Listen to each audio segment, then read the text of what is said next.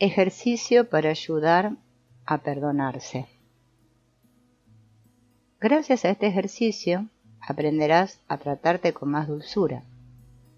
Se trata de tomar conciencia de todas las veces que te acusas y te das órdenes utilizando expresiones como hay que, tengo que, debería, estoy obligado a, etc.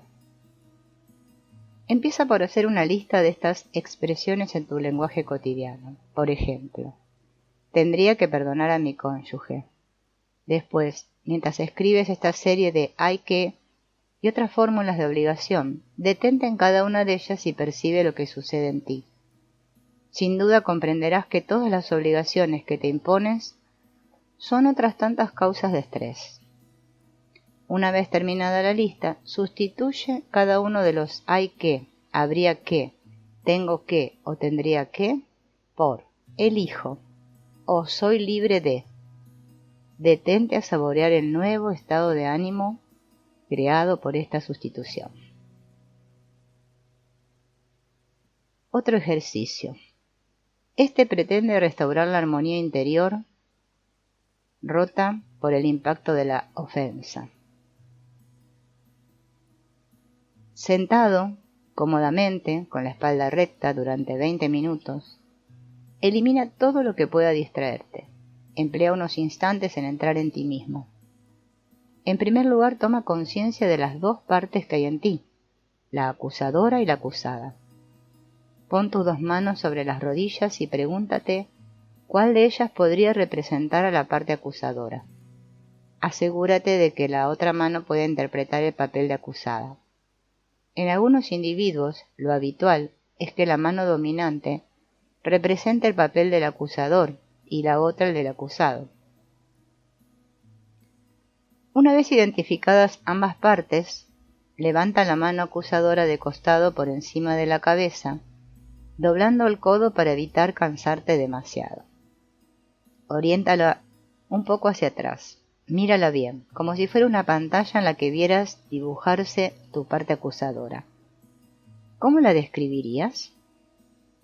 ¿Qué rostros parecen ocultarse detrás de esta parte de ti que se muestra tan exigente, tiránica y culpabilizadora? Escucha los reproches que te dirigen una o varias voces. Ahora posa los dedos sobre el hombro y doblando el codo, deja descansar el brazo. Levanta la otra mano de costado por encima de la cabeza y un poco hacia atrás. Mira la parte de ti mismo que es acusada.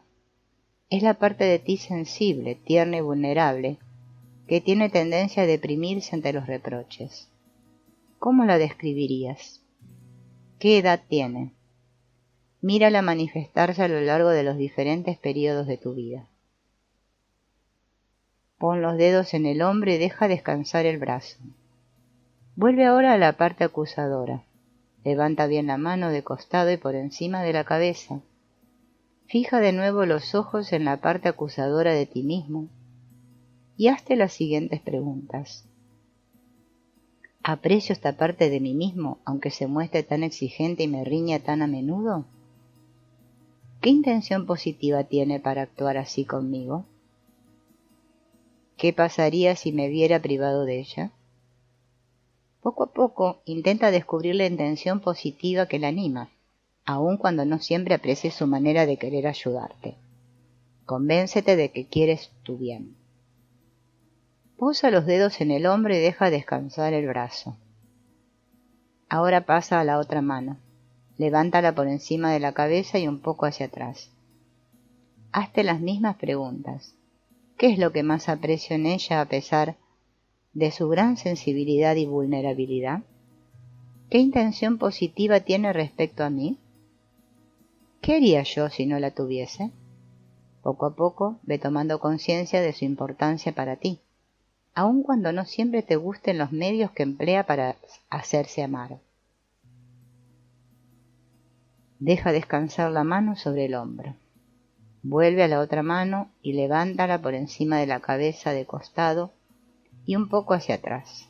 Pídele perdón por todas las veces que no la has apreciado o has querido deshacerte de ella. Después de haber recibido su perdón, dile que tú le perdonas todas las veces que ha sido demasiado dura y torpe contigo. Pídele que encuentre otros medios más humanos y más aptos para que realices las hazañas que espera de ti. Descansa la mano y el brazo y dirígete de nuevo a la parte tierna y sensible de ti. Pídele perdón por todas las veces que la has juzgado demasiado sensible y vulnerable y quisiste ignorarla o deshacerte de ella. Después de haber recibido su perdón, concédele el tuyo por todos los sufrimientos que te ha causado. Pídele que encuentre medios más eficaces para que realices lo que espera de ti. Ahora pon las dos manos ante ti por encima de tu cabeza, separadas más o menos 1 metro. Tómate algunos momentos para contemplar las dos partes de ti que simbolizan y todo lo que cada una te ofrece en forma de riquezas, cualidades y recursos. Cuando te sientas preparado, vete acercando las manos una a la otra a tu propio ritmo. Sigue contemplando la identidad propia de cada una de las dos partes. Cuando se toquen, cruza los dedos y pon las manos cruzadas sobre el estómago. Después entra profundamente en ti.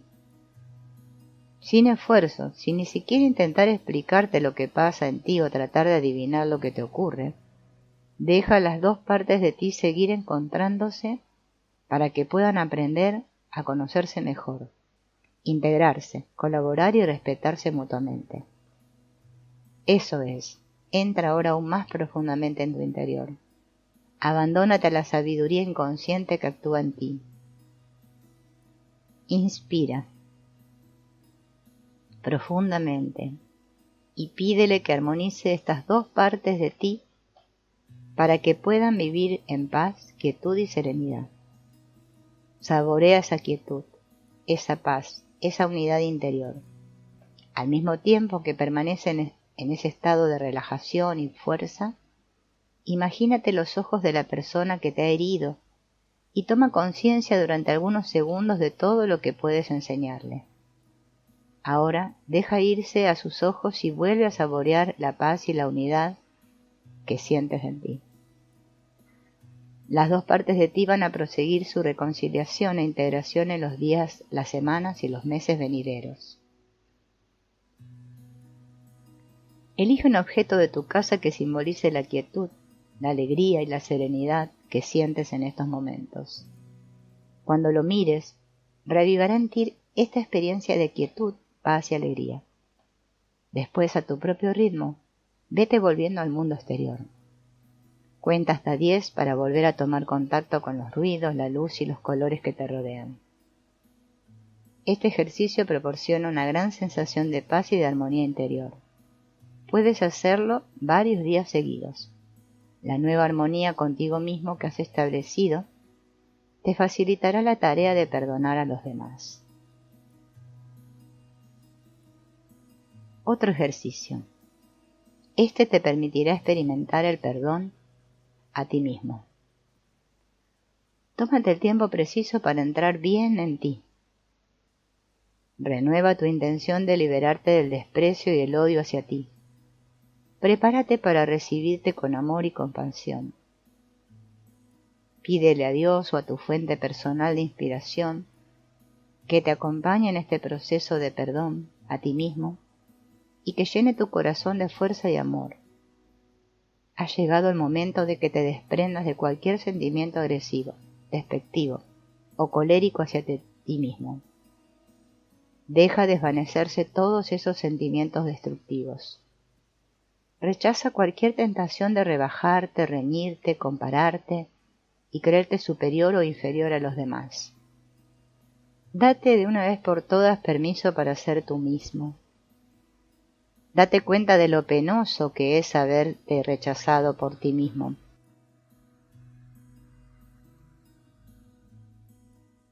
Y vivir al lado de tu propio corazón. Lentamente vete invitando a tu corazón a recuperarte y amarte de nuevo. Con una gran dulzura escúchale decir a la parte mal amada de ti: te perdono tus debilidades, tu humanidad herida, tus aspiraciones desmesuradas, todas tus faltas. Te perdono, te perdono. Deja que tu corazón te diga, di tu nombre. Te recibo en mí. Quiero dejarte un amplio espacio. Te perdono, te perdono. Eso es. Suprime todo juicio desfavorable y cualquier amargura respecto a ti. Deja que desaparezca cualquier sentimiento de dureza hacia ti. Continúa acogiéndote con amabilidad y amor, como harías con un niño que te hubiese ofendido. Hazte aún más sitio en tu corazón e imagina cómo te envuelve con su luz y su calor. Deja que la comprensión y la autoestima, la paz y la compasión de tu corazón impregnen todo tu ser. Observa cómo la sensación de liberación producida por el perdón a ti mismo te permite mostrar mayor compasión por los demás y perdonarlos. Compasión por ti mismo.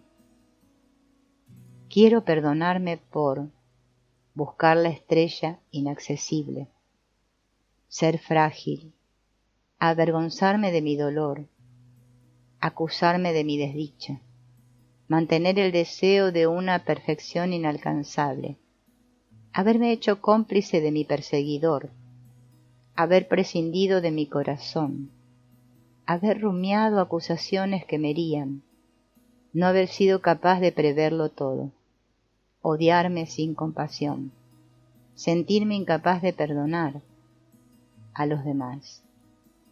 En suma, quiero perdonarme por ser humano. Condenar a mi ofensor es, en cierto modo, condenarme a mí mismo.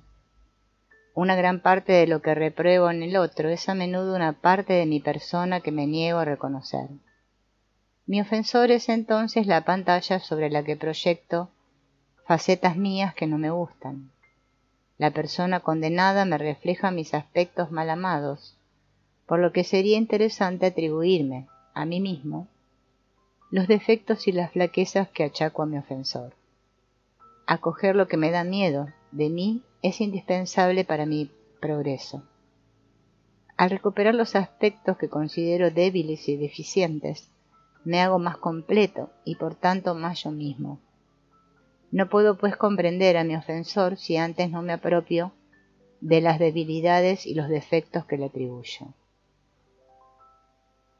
Mirándolo bien, el precepto de no condenar al ofensor se confunde con el de amar a los enemigos. Tampoco esta enseñanza se inscribe en una moral del deber, sino en un deseo de progreso personal, porque en el contexto del perdón, el enemigo o el ofensor me remiten a esas partes mal amadas de mí mismo que constituyen mi sombra. Por tanto, amar al enemigo supone acoger mi propia sombra, es decir, lo que me da miedo o me hace sentir vergüenza. En definitiva, esforzarme por no condenar a mi enemigo y amarle es también no condenar a mi sombra, empezar a habituarme a ella y amarla. No juzgar en el proceso del perdón lleva, de algún modo, a una reconciliación con el ofensor, pero sobre todo a una reconciliación con el lado oscuro y tenebroso de uno mismo, que puede revelarse como una inmensa fuente de recursos personales. Dios lo perdona todo, porque lo comprende todo, dice un viejo adagio. Se trata de una profunda verdad que es importante tener presente para superar esta etapa. Es obvio que una mejor comprensión de los antecedentes familiares, sociales y culturales de una persona ayudará a perdonarla. Y aunque esos condicionamientos no justifiquen su conducta agresiva, al menos la explicará en parte.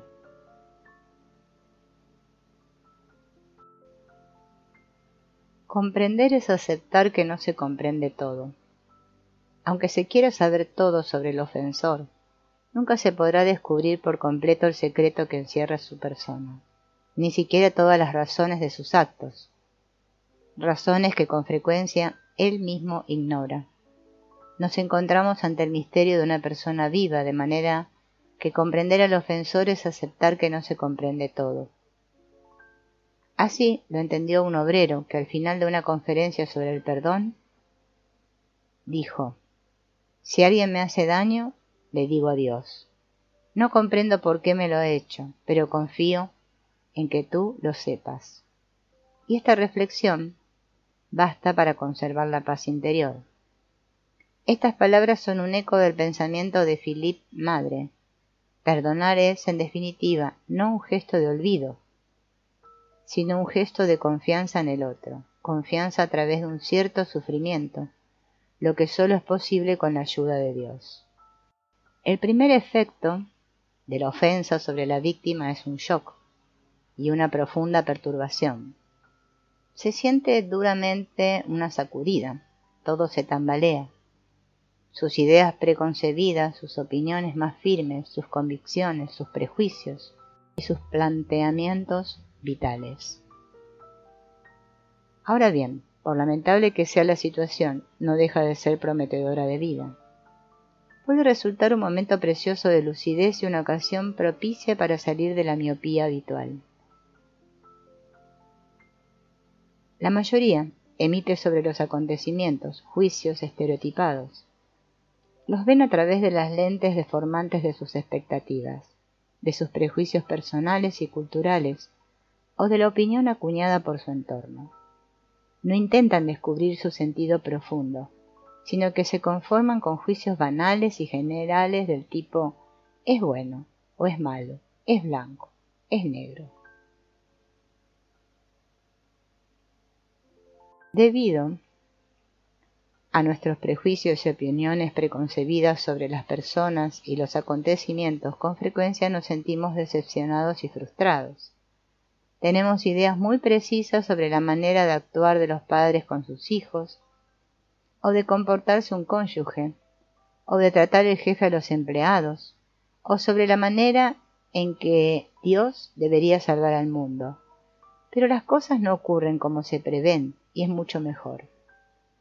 Porque el shock de la ofensa es saludable, libera al ofendido de sus anteojeras y hace que abandone sus posturas inflexibles.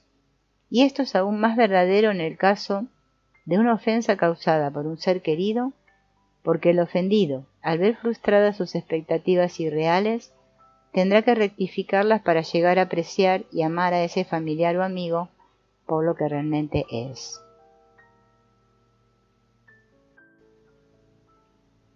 Una grave injusticia o una ofensa seria pueden ser el punto de partida de una aventura humana enriquecedora que se desarrolla en 3 tiempos. En el primero habrá que hacer el duelo de la situación anterior. En el segundo, denominado período intermedio, se dedicará a un mejor conocimiento personal y de los proyectos futuros. Este período intermedio es fundamental y determinante. Hay que profundizar cuidadosamente en él antes de iniciar el tercer tiempo, que es el de la reorganización de la vida de cara a un nuevo comienzo. El gran peligro es descuidar la decisiva fase intermedia, o bien tratando de volver atrás para encerrarse, o bien pasando de inmediato a la fase del nuevo comienzo, porque en ambos casos está abocado al fracaso. Pero, ¿por qué tiene tanta importancia la fase intermedia? Una vez que la herida es menos aguda y preocupante, es preciso detenerse y hacer balance del acontecimiento desgraciado. ¿Cómo he llegado a ponerme en una situación tan vulnerable? Con la ruptura que proporciona la ofensa, uno se hace cada vez más capaz de abandonar las ilusiones y expectativas imposibles respecto a sí mismo y a los demás. Está más frente a sí mismo que nunca, y comprende que las posturas y los roles asumidos hasta entonces pierden importancia. Al verse confrontado con el vacío del entorno, es obligado plantearse la pregunta fundamental: ¿quién soy yo? Pregunta que ningún otro puede responder. Este interrogante respecto a la identidad profunda conllevará momentos de soledad, de angustia y de miedo a equivocarse. Pero si se persevera, ese momento de reflexión se transformará en un nuevo y fecundo conocimiento de sí mismo. Durante este periodo intermedio surgirá una tercera pregunta: ¿qué quiero hacer con mi vida? ¿Qué nuevas razones para vivir me voy a dar? Las respuestas a estas preguntas están en el propio interior, pero hace falta tener valor y paciencia para dejarlas emerger y acogerlas. Sufrir una injusticia o una ofensa no es ni mucho menos una experiencia interesante. Pero una vez pasado el trauma, esa experiencia te llevará a ti mismo y a tu libertad interior. Te hará optar entre dejarte abatir o reaccionar. Si aceptas reaccionar, te abrirás a la posibilidad de recuperar tu identidad profunda y a establecer nuevos vínculos con los demás. La razón será que habrás encontrado un sentido a tu sufrimiento. Este es el mensaje de Viktor Frankl en su libro, en el que habla con conocimiento de causa, pues tuvo que soportar muchos sufrimientos y humillaciones en los campos de concentración, pero no se dejó abatir. Dice lo siguiente: lo importante, pues, es apelar al potencial más excelso del hombre, el de transformar una tragedia personal en victoria, un sufrimiento en realización humana. Como peregrino interior por el camino del perdón, poco a poco te vas rindiendo a la evidencia de que el acto de perdonar combina al mismo tiempo el esfuerzo humano y el don espiritual. Por tanto, el perdón se revela como una tarea humana por la actividad psicológica que tú despliegas y como un don por la gracia divina que compensa tus carencias. Sin duda, en el proceso de perdón que has realizado hasta este momento, ya has alcanzado tus límites personales y has sentido la necesidad de una ayuda especial. Ahora entras más a fondo en el universo espiritual, donde no se tratará tanto de hacer cuanto de dejarte hacer. Aquí los esfuerzos personales son menos importantes que la apertura humilde y la acogida paciente de la gracia. Cuando tu proceso de perdón entra en la esfera de lo espiritual, tienes menos iniciativa y control. Tu tarea consiste en relajarte para dejarte invadir por la gracia. Eres digno de perdón. Ya has sido perdonado en varias ocasiones. Esta toma de conciencia te ayudará a perdonar, porque con el perdón sucede lo mismo que con el amor. La persona incapaz de dejarse amar o de darse cuenta de que es amada no puede dar amor a los demás. Del mismo modo, si quien quiere perdonar no consigue sentir que ya ha sido perdonado, ¿cómo podrá a su vez perdonar? Abandona pues tus resistencias. Déjate amar en profundidad y recibe el perdón de los demás, y especialmente el de Dios. Este es el desafío que te invito a aceptar.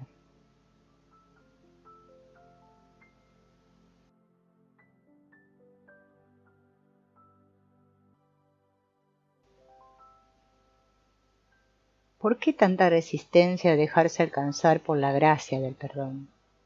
Para averiguarlo, examinemos 4 categorías de personas impermeables al perdón, y puede que nos reconozcamos en alguna de ellas. Por supuesto, hay personas que se creen imperdonables. Tienen la impresión de que sus faltas son tan enormes que nunca se les podrán perdonar. La gente de esta clase, según parece, cada vez más escasa en nuestra sociedad secularizada. Luego están los que no creen en la gratuidad del amor.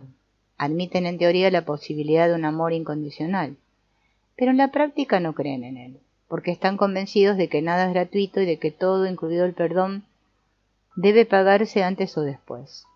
Es frecuente que estas personas hayan tenido unos padres que nunca les manifestaron un amor gratuito, sino que solo les amaban en recompensa por sus buenas notas en el colegio, por su buena conducta o por los favores que hacían. Existe una tercera categoría que rechazan el perdón. No sienten ninguna necesidad de él, ya que no parecen sentir ninguna culpabilidad individual o social. Viven en una especie de vacío moral y espiritual. Padecen una neuropatía espiritual y moral que les hace insensibles a cualquier necesidad de perdón. ¿No es esto patrimonio de algunos de nuestros contemporáneos? Determinados pensadores han llegado a atribuir a esta falta de sensibilidad moral la responsabilidad de muchos suicidios de jóvenes. En la última categoría se incluyen los que simplemente rechazan la culpabilidad considerándola una laguna psicológica. Algunas escuelas de psicología consideran que el sentimiento de culpabilidad y la necesidad de perdón son una falta de madurez y de autonomía.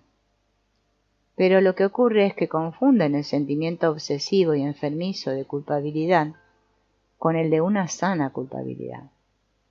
Mientras que el sentimiento neurótico de culpabilidad tiraniza al individuo y lo oprime, el sentimiento sano y normal de culpabilidad le pone sobre aviso de lo que en verdad que es un ser limitado y falible. Este análisis imparcial de sí mismo es liberador y puede llevar a marcarse un ideal moral realista. El desafío consiste en aceptar recibir el perdón sin sentirse humillado o rebajado. Algunos rechazan el perdón precisamente para evitar la humillación. Philippe Le Touset, al escribir el drama del perdón en los personajes de Bemanos, pone de relieve este rechazo. Pero el hombre se cierra al perdón que lo humilla y le quita la ilusión de autonomía dejándole a merced de otro. De ahí el empeño moderno por rehacer un universo sin Dios. Una visión deformada de la autonomía empuja actos de falsa independencia, mientras que la auténtica autonomía le hace a uno capaz de elegir sus propias dependencias. En definitiva, parece evidente que quien no se ama y no se perdona tampoco puede amar ni perdonar al otro. Por otra parte, el amor y el perdón a uno mismo parecen irrealizables e ilusorios sin la clemencia del otro. Por tanto, para ser capaz de perdonar, es esencial saberse digno de perdón y perdonado. El perdón no puede ser una orden o un precepto moral, pero es fácil caer en este error y privarle de su aspecto espontáneo y gratuito. Esto era lo que San Pedro no lograba comprender y por eso preguntaba a Jesús: Señor, si mi hermano me ofende, ¿cuántas veces tengo que perdonarle? ¿Hasta 7 veces? Pedro, lleno de preocupaciones legalistas, quería reglas morales precisas sobre el perdón.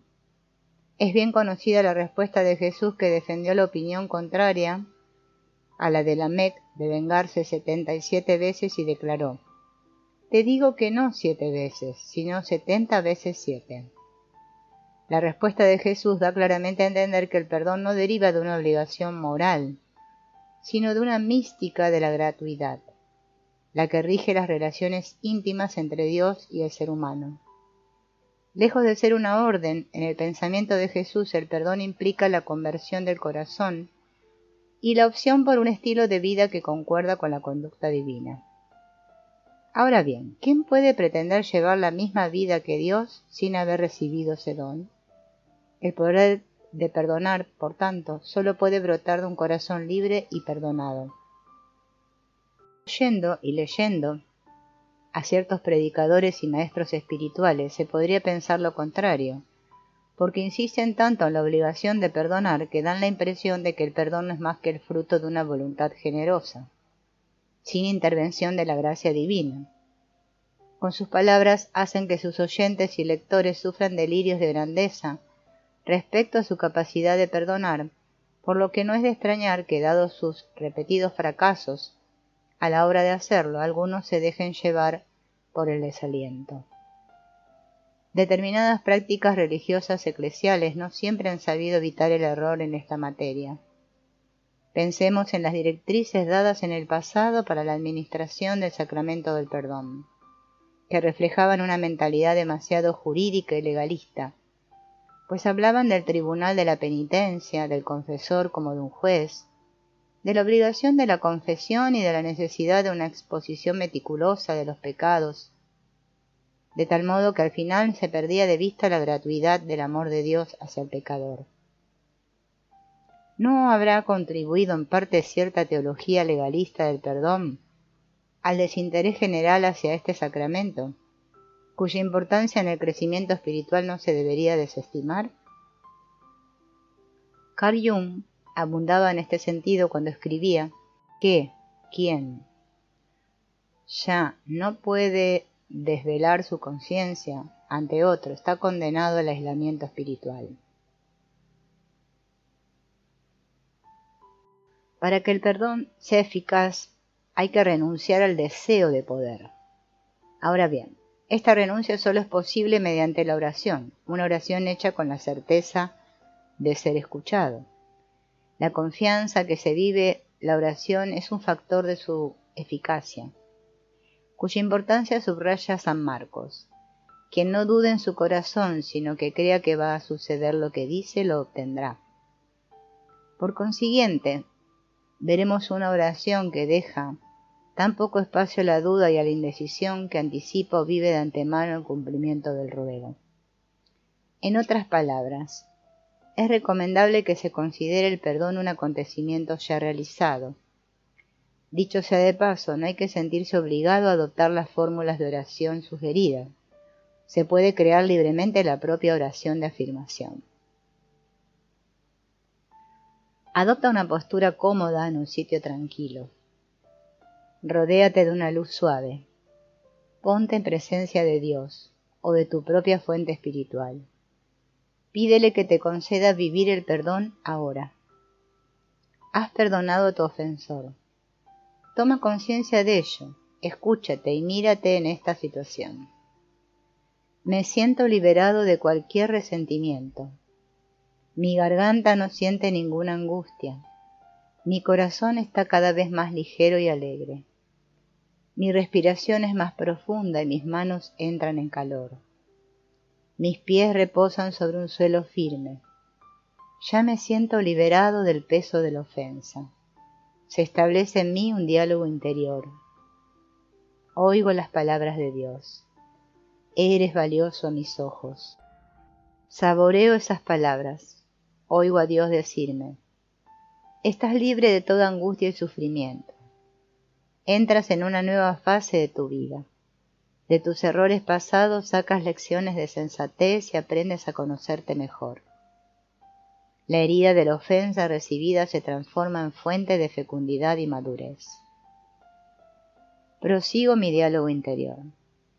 Cada vez soy más importante a mis ojos. He dejado de traicionarme.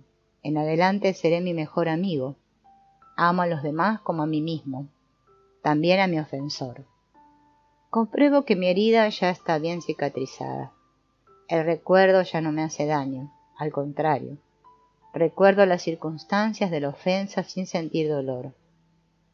Estoy dispuesto a descubrir la belleza de todas las personas, incluido mi ofensor. Me veo en pie, orgulloso, libre y liberado de mi ofensor. Soy cada vez más comprensivo conmigo mismo y con los demás. Me veo y me siento transparente al perdón de Dios y portador del mismo. En mi interior brillan los reflejos de su amor por mí y por quien me ofendió.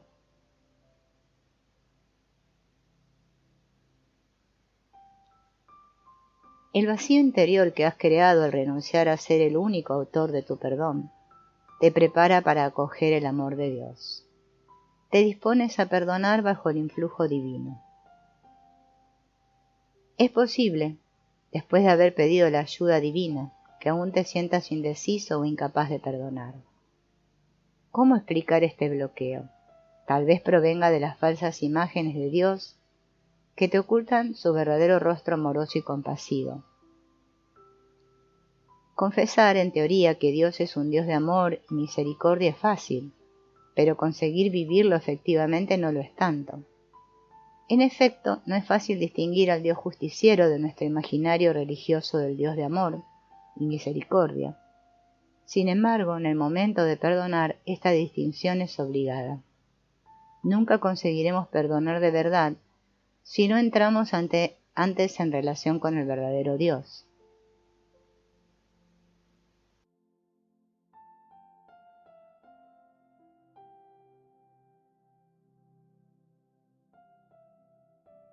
También existe la imagen de un Dios cuyo perdón estaría condicionado por los perdones humanos. Dios solo me perdonará si yo perdono al prójimo. Esta manera de considerar el perdón es muy extendida y se observa en muchas personas que creen posible justificarlo con las palabras del Padre Nuestro. Perdona nuestras ofensas como nosotros perdonamos a quienes nos ofenden. ¿Cómo explicar que los fieles cristianos hayan llegado a esta concepción del perdón divino? ¿No habría que pensar que determinada tradición cristiana ha extraviado el mensaje evangélico original? Del concepto del perdón gratuito de Dios se habría ido pasando poco a poco al de un perdón recompensa por los propios perdones. Dios pondría límites a su amor y dejaría de tomar la iniciativa del perdón para quedarse a remolque de los pobres perdones humanos. Es probable que los antecedentes del concepto del perdón de Dios como una especie de justicia retributiva se encuentren en el Evangelio de Mateo, donde se dice: «Pues si perdonáis a los hombres las ofensas, vuestro Padre del cielo os perdonará a vosotros. Pero si no perdonáis a los hombres, tampoco vuestro Padre os perdonará vuestras ofensas». Algunos exegetas explican que esta orientación de Mateo se debe a que se dirigía a un auditorio imbuido en la ley antigua del Testamento, aun cuando en otros textos se afirma claramente la gratuidad de la salvación. Mateo habría desarrollado una línea de pensamiento rabínico dominado por un espíritu legalista, y este pensamiento es el que aparece en su concepto del perdón. La idea de un Dios del toma y daca no encaja con la infinita misericordia divina y crea una gran confusión y un enorme impas en la vida espiritual, especialmente en los que se sienten incapaces de perdonar. Para asegurar su salvación, que proviene del perdón de Dios, deben esforzarse por perdonar a cualquier precio, aunque no se sientan capaces de hacerlo. Entonces, o bien se confiesan incapaces de perdonar, y por tanto indignos del perdón de Dios por su falta de generosidad, o bien se mienten a sí mismos para terminar concediendo un perdón falso, o al menos inauténtico. Es evidente el angustioso dilema en que se encuentran quienes creen merecer el perdón de Dios. Pero, ¿cómo escapar de este callejón sin salida? El único medio es atenerse a las dos verdades siguientes. La primera es que Dios mantiene siempre la iniciativa en el perdón, del mismo modo que es el único que puede tomar la iniciativa en el amor. Así lo afirma San Juan. No es que nosotros hayamos amado a Dios, sino que Él nos amó primero. La segunda verdad se deduce de la primera. El perdón no es un acto de voluntad que dependa exclusivamente de uno mismo y que deba aplicarse en nombre de algún precepto o ley, sino que es ante todo fruto de una conversión del corazón, de la apertura a la gracia de perdonar. Esta conversión, aun cuando en algunos casos puede ser inmediata y espontánea, normalmente nace, madura y evoluciona durante un periodo de tiempo más o menos largo. Si estas dos verdades no resultasen suficientemente convincentes, no habría más que releer la parábola del deudor insolvente. Se trata de la historia de un amo que decide perdonar una gran deuda a uno de sus deudores. Pero este último no se muestra tan clemente con un pobre que le debe una pequeña cantidad. Ya sabemos el resto de la historia. El amo, al enterarse de la dureza y la severidad del deudor insolvente, le hace encarcelar hasta el pago total de la deuda. Hay dos aspectos de esta parábola que merecen destacarse en relación con el perdón. Por un lado es el amo, Dios en este caso, quien toma la iniciativa de hacer el gesto misericordioso. Por otro, el deudor privilegiado no se deja conmover ni influenciar por la generosidad de su acreedor, lo que por supuesto le habría llevado a perdonar a su vez a su propio deudor, magnanimidad que no manifestó. No acogió en profundidad el perdón de su amo, permitiendo que le transformara y le hiciera capaz de tener un gesto de clemencia análogo, de modo que se condenó a sí mismo. Para algunos autores, el perdón es sinónimo de reconciliación. De ahí su temor a perdonar al ofensor y por consiguiente tener que reconciliarse con él y exponerse de nuevo a sufrir las mismas vejaciones. Algunos maestros y teólogos hacen afirmaciones como las siguientes. El fin último del perdón es la reconciliación. Perdón y reconciliación son realidades inseparables. El perdón es incompleto sin la reconciliación. Da la impresión de que para algunos de ellos el perdón equivaldría a olvidarlo todo, hacer como si nada hubiera pasado y reanudar la misma relación que antes de la ofensa. Este enfoque tiene más que ver con el pensamiento mágico que con la sana psicología humana. Si la reconciliación fuese la norma de la autenticidad del perdón, sería evidente por qué tantas personas se niegan a perdonar. Tienen la impresión de fingir que perdonan y en definitiva de traicionarse a sí mismas. Es obvio que la reconciliación sigue siendo la consecuencia normal y deseable del perdón, y más aún para las personas unidas por lazos muy estrechos. Pero, aunque la reconciliación sea posible, no se debe pensar que la situación será la misma que antes de la falta. Después de una ofensa grave no se puede reemprender la relación del pasado, por la sencilla razón de que ya no existe y no puede existir. Todo lo más se puede pensar en profundizarla o en darle otro carácter. Existe más de una situación en que la reconciliación con el ofensor resulta imposible. En estas situaciones, ¿no cabe otra conclusión sino que el perdón es imposible? En absoluto. El perdón es ante todo una disposición del corazón, por lo que no solo es posible concederlo, sino que es necesario hacerlo, para recobrar la paz y la libertad interiores, con independencia de que el ofensor esté disponible y sea accesible o no. Aún cuando el perdón no siempre acaba en reconciliación, no es menos beneficioso para quien perdona, y ello de múltiples formas. En primer lugar, el ofendido se habrá reconciliado consigo mismo.